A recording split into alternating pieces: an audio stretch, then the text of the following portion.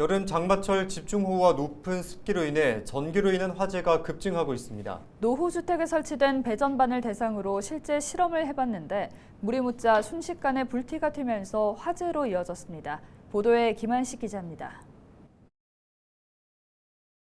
식당 내부가 시커멓게 불에 탔고 집기류가 나뒹굽니다. 배전반도 형체를 알아보기 힘들 정도로 녹아내렸습니다.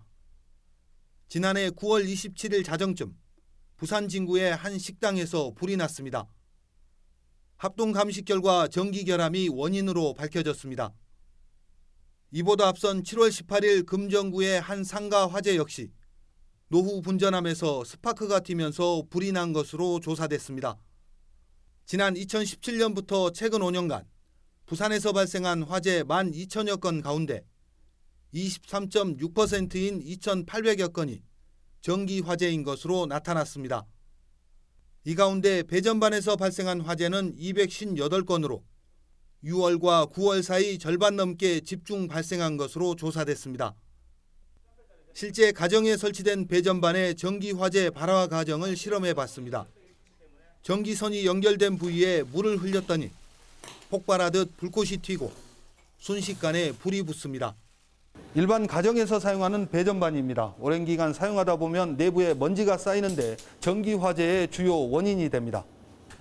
쌓여있는 먼지가 습기를 흡수하면서 전기가 흐르는 통로가 됩니다.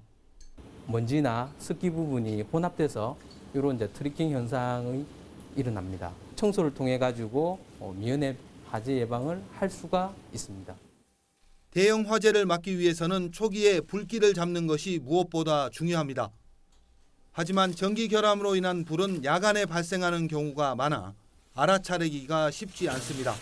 배전반의 그 화재 같은 경우는 이제 야간, 특히 취약 시간에 이렇게 많이 발생됩니다. 화재 신고 시간이 지체가 됩니다. 그래서 대형 화재로 전개되는 경우가 많기 때문에 전문가들은 전기로 인한 화재 예방을 위해서는 누전 차단기 작동과 전선 피복 손상 여부를 수시로 확인해야 한다고 조언했습니다. 또 창고에 있던 선풍기 등 냉방용품을 꺼내 사용할 때는 사전에 먼지 등을 제거해 줄 것을 당부했습니다. 헬로티비 뉴스 김한식입니다.